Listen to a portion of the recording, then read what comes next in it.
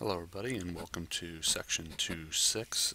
This is all about algebraic proof and using algebraic properties to prove algebraic equations and so forth. Now, if we look at this chart at the top, we see the different algebraic properties. There's the reflexive property.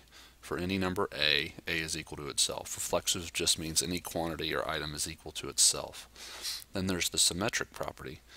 Symmetric means for any numbers a and b, if a equals b, then b equals a.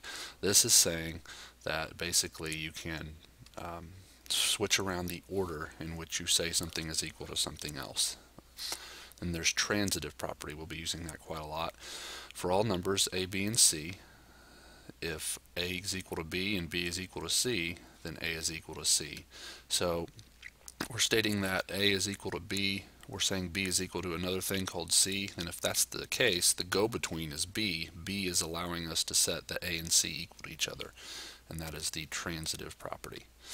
Next up is addition and subtraction. For all numbers a, b, and c, if a equals b, then if you add c to both sides of the equation, you could they are equal, and the same thing as if you subtract c from both sides of the equation. Those are equal too.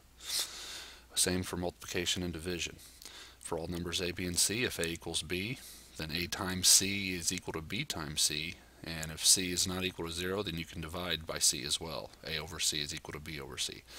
So these two properties here, the subtraction and the division, basically allow us to solve equations.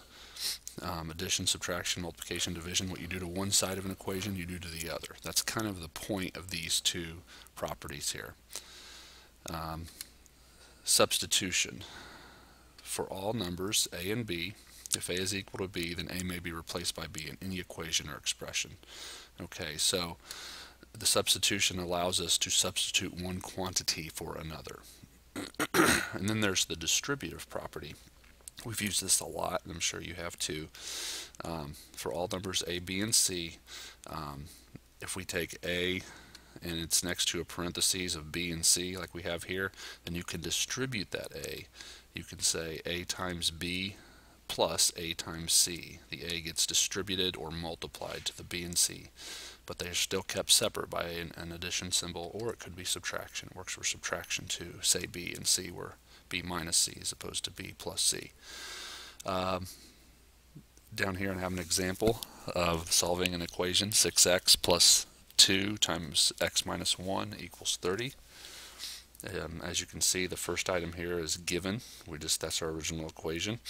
Next step, distributive property. We took the 2 and we multiplied it.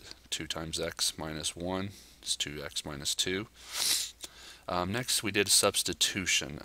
This quantity right here got substituted for this quantity right here. So whenever you combine like terms or simplify things, you're sort of substituting one quantity for another. The 2x and the 6x came together to make the 8x right here. Okay, and then next we're going to apply the addition property.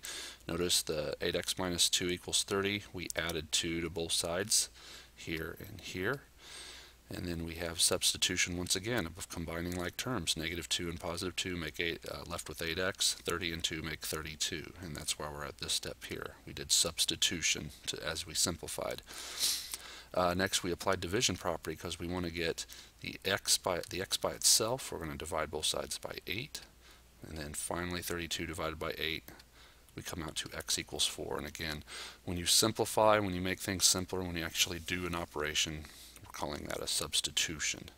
One quantity gets substituted for the other. And that's how we arrive at the answer. So this algebraic proof, what we're doing here is justifying each and every step using these properties above. I think that's it for this lesson. I hope that makes sense. And we'll go on to the next lesson.